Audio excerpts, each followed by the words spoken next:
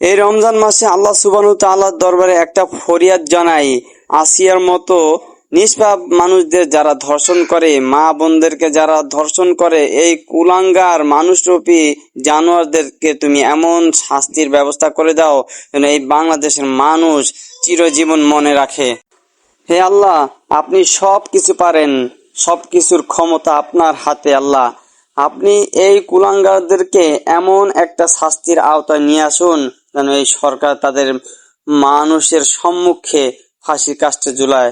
তা না হলে আমাদের এই সমাজটা ধীরে ধীরে নষ্ট হয়ে যাবে। আল্লাহ, আপনি চাইলে ওদেরকে গলা পর্যন্ত মাটিতে গেড়ে এই জনগণ ইট পাটকেল মেরে হত্যা করতে পারে, আপনি সেই ব্যবস্থা করে দেন। আর যদি তাও না হয় আল্লাহ, আপনি জনগণের হাতে এই ধর্ষকদেরকে তুলে দেন, জনগণ এদেরকে উচিত শিক্ষা দিবে। একজন পুরুষ একটা পরিবারের নায়ক হয়ে বেঁচে থাকে, এমন একটা পরিবেশ তৈরি হয়ে গেছে এখন বর্তমানে। এখন একটা পুরুষ নিজের পরিবারের কাছে কেমন যেন লজ্জাবোধ করে, মাথা উঁচু করে কথা বলতে পারে না। এই নির্লজ্জ কিছু পশুদের কারণে, মানুষরূপী পশুদের কারণে আমরা এখন পুরুষরা সমাজের কাছে লজ্জিত, পরিবারের কাছে লজ্জিত, নারীদের কাছে লজ্জিত।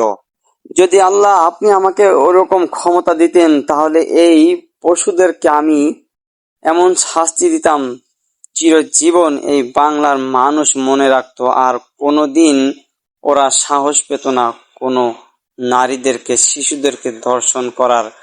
ধর্ষণ তো দূরের কথা, খারাপ নজরও দেওয়ার সাহস পাইতো না। এমন শাস্তির ব্যবস্থা করতাম।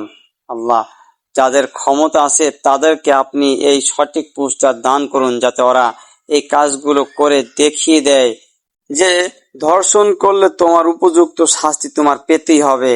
আর এটা সর্বোচ্চ শাস্তি হলে সে মৃত্যুদণ্ড, তোমাকে মৃত্যুদণ্ড গ্রহণ করতে হবেই। অনেক কথা বলে ফেলেছি, যদি কোনো ভুল ত্রুটি হয়ে থাকে সবাই ক্ষমার দৃষ্টিতে দেখবেন। তার পাশাপাশি আরো বলতে চাই, বাবা মার উদ্দেশ্যে, ছেলে মেয়েদেরকে সাবধানে রাখবেন। আপনার মেয়েকে আপনি ইসলামিক ভাবে পর্দার ব্যবস্থা করে দেন, যাতে কোনো পশুরা খারাপ নজর দিতে না পারে, তাহলে সে অনেক সেফটিতে চলে আসবে। যদি পর্দা আইন মেনে চলুন, তাহলে দেখবেন আপনার মেয়ে অটোমেটিক নিরাপত্তা পেয়ে যাবে। এটাই আল্লাহর বিধান।